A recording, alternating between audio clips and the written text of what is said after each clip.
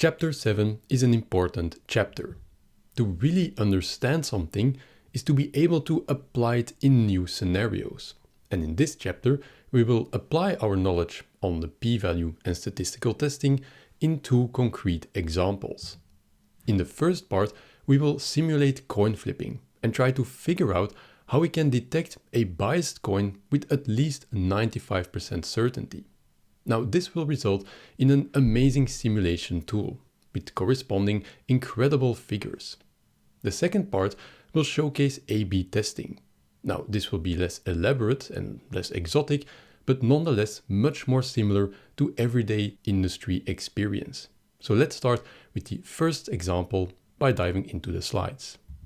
And the question that we're trying to answer here is, how can we detect a biased coin with 95% certainty? Now, just for context, a biased coin is a coin that doesn't have this 50-50% chance of showing up heads or showing up tails. For instance, a biased coin could be a coin that if you flip it, turns up heads 90% of the times. Now, 95% certainty means that if we follow this procedure of detecting the biased coin, we will only be wrong in 5% of the cases. So let's try and reformulate this question in terms of concepts that we learned, namely in terms of the p-value and statistical testing.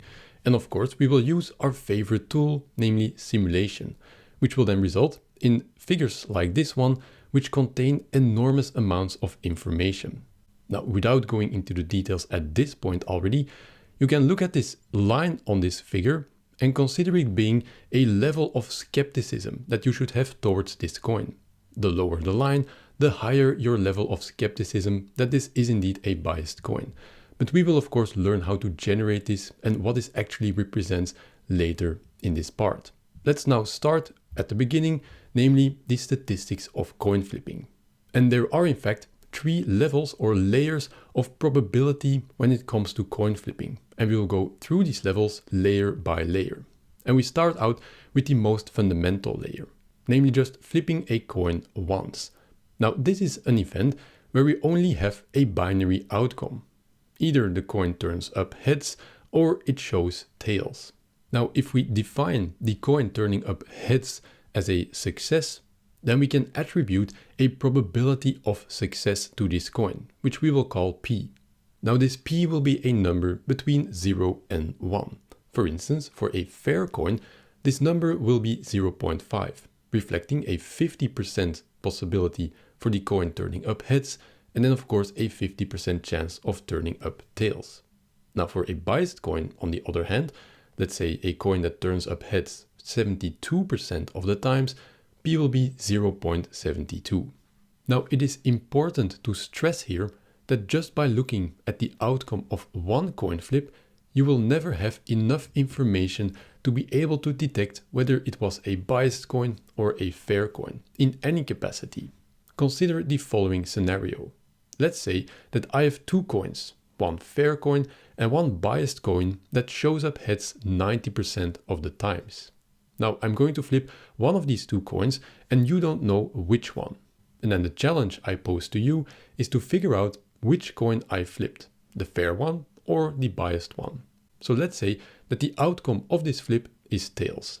Now, this outcome wouldn't give you any useful information, because either you would have gotten an expected result in the case of a fair coin, or you would have gotten very unlucky in the case of the biased coin. You wouldn't be able to distinguish the two.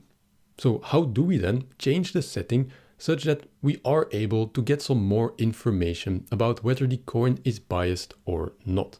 And to make progress towards this goal, we go to the next layer of probability, namely the layer where we are going to perform an experiment where we flip the coin a number of times and then collect the results at the end of it. Now, in this experiment, each flip of the coin we will call a trial. Consider the scenario where we flip the coin 4 times, so 4 trials in this experiment.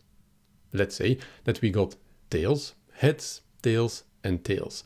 So for this experiment, if we aggregate these results, then the outcome is 3 times tails and 1 times heads. Now, even though you would have expected an equal amount of heads and tails, this specific result does not surprise you to the extent that you want to call this coin biased. Now you can imagine, however, that if we increase the number of trials in our experiment, so increasing the number of times we flip a coin, that we will be able to draw some decisive conclusions. For instance, let's flip our coin 10 times, so 10 trials in our experiment. Then we would expect to get 5 times heads and 5 times tails. But even 6 heads or 7 heads would not surprise us. However, if we get 9 heads or even 10 times heads, then we know that there's something fishy going on. And we would intuitively suspect the coin to be biased.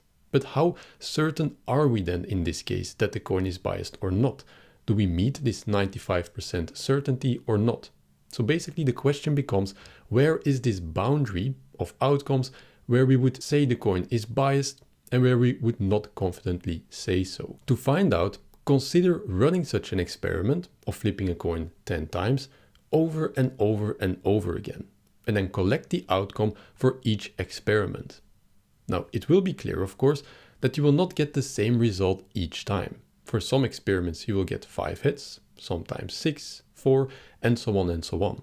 So basically, the number of heads that we get for each experiment will be a random variable. And as we know by now, if we collect all of these outcomes, these random variables, together, they will form a distribution. And in our case, this will be a binomial distribution. Now, this might not surprise us, because in chapter 5, we learned that the binomial distribution occurs each time we have an underlying phenomenon which has a binary outcome, so either yes or no, or heads or tails. And if we do this binary event many times in a row, then the possible outcomes of such an experiment will be distributed according to a binomial distribution. So let's see what this looks like if we look at the histograms of these distributions, and they will give us some more insight into what we just went through. The first histogram will be the fundamental one, because here we're looking at the binomial distribution of one trial, so just one coin flip, and p is equal to 0.5, which will be the case for a fair coin. Now on the x-axis, we see the number of heads that we get in our experiment.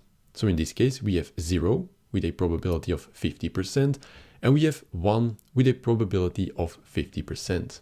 Now this graph just shows that if you flip a fair coin, that you have a 50% chance of getting tails, so 0 heads, and a 50% chance that the coin will show up heads.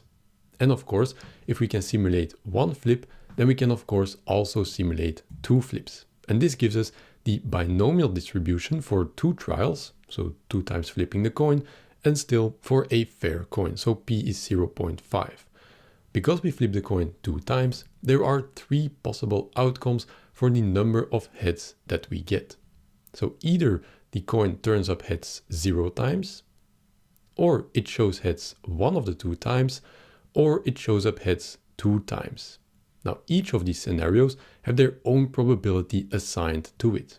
And clearly, the scenario where we get an equal amount of heads and tails is the most likely scenario, with 50% of the times. Now, as a note, the reason why these probabilities deviate ever so slightly from what you would expect, in this case, for instance, 25% is the expected one, is because these graphs are generated by simulations, and thus these are population distributions. And as we learned in this course, even though we take a very large number for our population, there will still be some very small deviations. Now, the beauty of simulation, of course, is that we can very easily generate other scenarios. For instance, if we flip the coin 3 times, then we have 4 possible outcomes for the number of heads that we get in our experiment. The coin can show up heads 0 times, 1 time, 2 times, or 3 times. Now, if we keep increasing the number of trials in our experiment, then we can see these figures evolve nicely. And also, for instance, we can see that the outcome with the largest probability will always be the outcome with an equal amount of heads as tails. And this, of course, reflects the fact that we're working with a fair coin. Another thing that we can see is that even though this middle bar, which reflects this most common outcome, will always be the largest, if we increase the number of trials, then the actual percentage of this bar, in this case 36%, will go down, because in the case of 8 trials, it's only 27%, even though it's still the largest one. Now this is of course because the entire probability, the 100%, needs to be distributed over an ever increasing number of outcomes. But it will nonetheless always be the largest bar. Now we can also increase the number of trials even further and omit the percentages because it will be very messy. And see that, for instance, in 26 trials already, this binomial distribution starts to look a lot like the normal distribution. And mathematicians have actually proven that indeed, if the number of trials becomes incredibly large, then the binomial distribution approximates the normal distribution incredibly well. Now, all of these distributions that we saw are of course for a fair coin, with a 50-50% chance of turning up heads. Now, how does this compare with a biased coin? Well, let's first look at the fundamental probabilities. On the left-hand side, we see the histogram representing the fair coin. We clearly see that for one trial, so one flip, we have a 50% chance of getting 0 heads, meaning tails, and we have a 50% chance of getting heads. Now on the right-hand side, in contrast, we see the binomial distribution for one trial, so meaning just one flip, and p is equal to 0.1. Now this means that for this biased coin, we have only 10% chance that it turns up heads. And this is also reflected in its histogram. We clearly see this very large asymmetry. We see 90% chance of getting 0 heads or tails, and only a 10% chance of getting heads. And comparing these two histograms clearly shows the fundamental difference in probability between a biased coin and a fair coin. Now, when we again go from flipping this coin only once to performing an experiment with 8 trials, meaning flipping this coin 8 consecutive times, we see the following. Clearly, we observe that the asymmetry that we had in the fundamental probabilities of our two coins extends itself towards these distributions. Whereas for the fair coin, the most likely outcome after 8 trials is the coin showing up 4 heads. For the biased coin, after 8 trials, the most likely outcome is actually 0 heads. Thus, we have come at the point that after each flip in our experiment, we can compare our result, which is the specific number of times that the coin turned up heads, against 2 different scenarios. We can compare our result with the distribution of a fair coin, and we can compare it with the distribution of a biased coin. Now, for instance, let's say that after 8 trials, we have only gotten heads 3 times.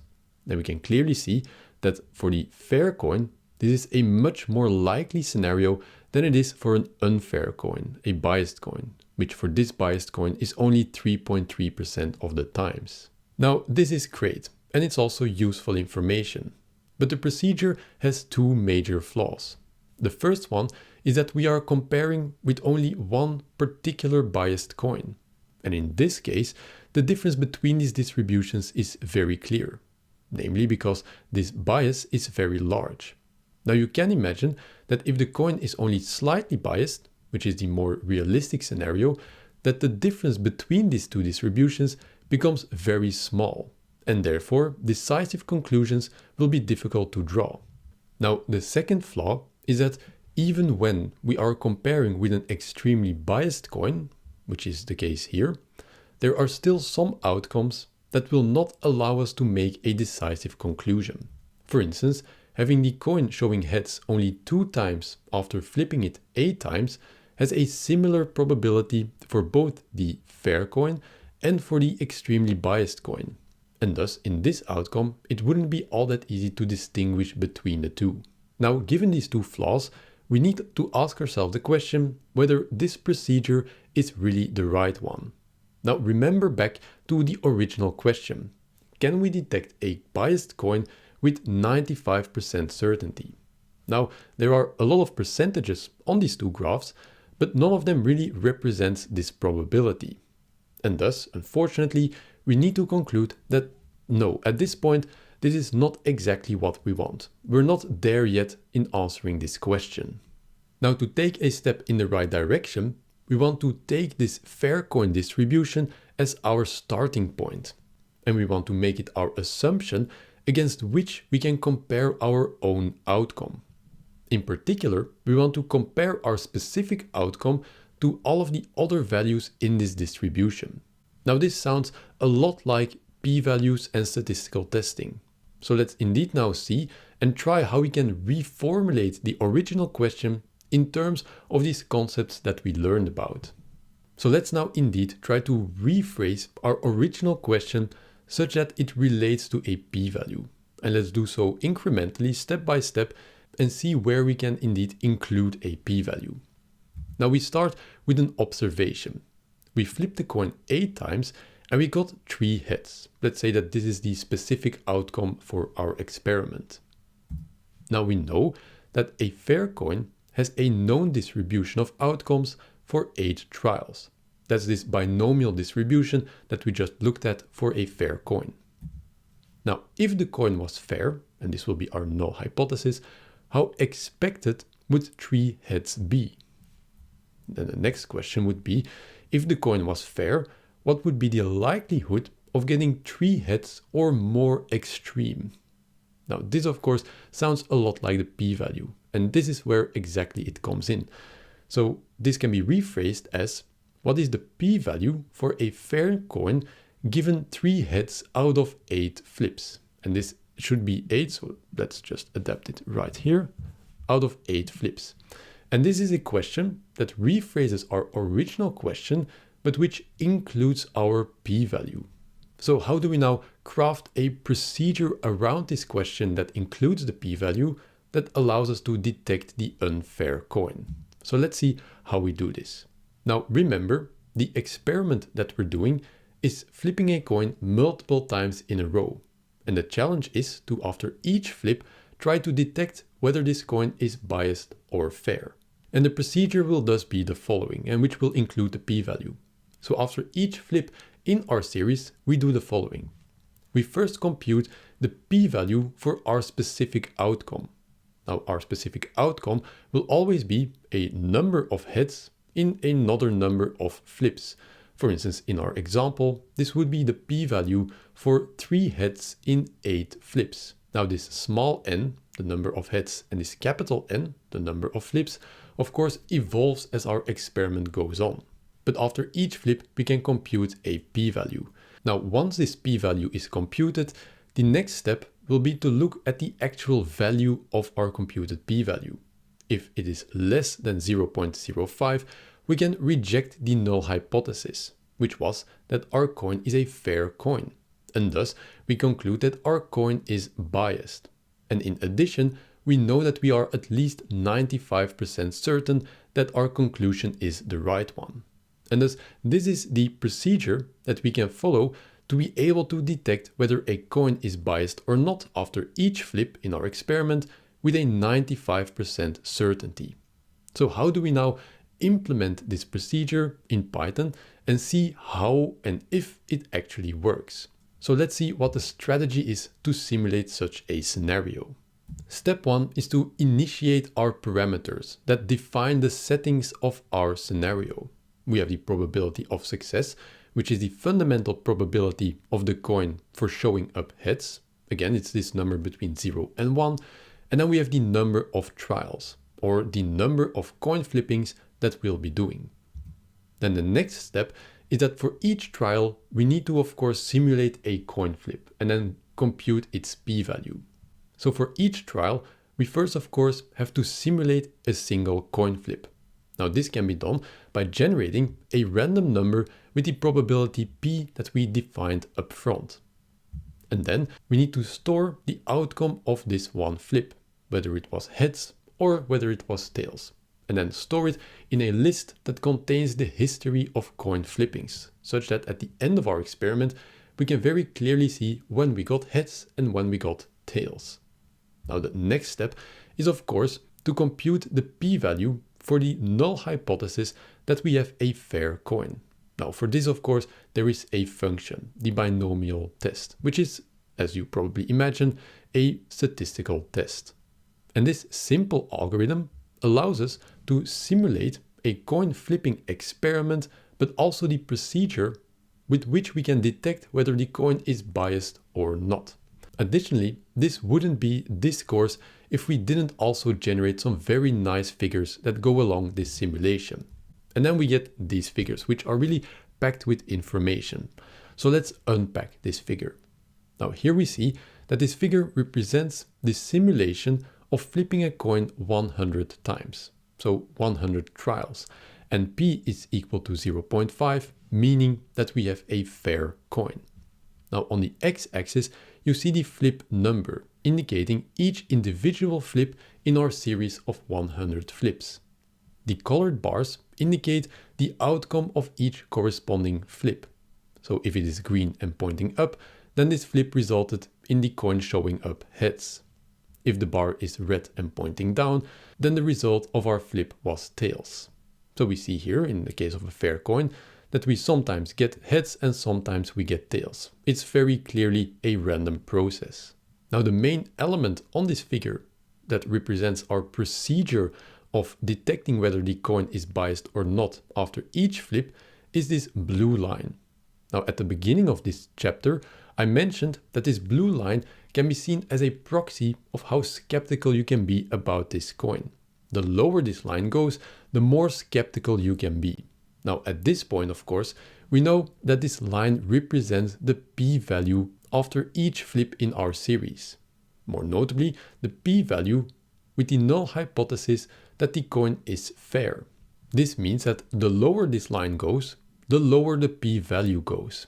And the actual values of the p-value can be found on the right y-axis. Now, of course, because we have a statistical significance of 0.05, which corresponds to being 95% certain to rejecting the null hypothesis once the p-value falls below the 0.05, we can indicate this level of rejection by this horizontal red line, which has a p-value here at 0.05. And thus, our procedure can be visualized on this graph very simply. If our blue line crosses this red line, then we can reject the null hypothesis. And thus, at this specific flip in our series, we can conclude with 95% certainty that the coin is indeed biased. Now, before we go to the next lesson and see how we can implement this simulation and generate this figure using Python code, let's briefly talk about how the p-value, this blue line, ties together with the individual outcomes of our coin flippings, which are these colored bars. So we start all the way up here because we have no preconceived notion on whether this coin is biased or not. Now we see that we have 4 green bars in a row. This means that we flip our coin 4 times and each time it turns up heads. Now this is quite remarkable and we should be skeptical right from the start. This is exactly what we see with the p-value. It plummets down all the way to 0.1. However, just as it is right on its way to crossing this red line, there are 2 tails in a row, and our skepticism is in a sense a bit counteracted, and thus the p-value rises again. But then we get again 3 heads in a row, these 3 bars right here, and we plummet all the way down again.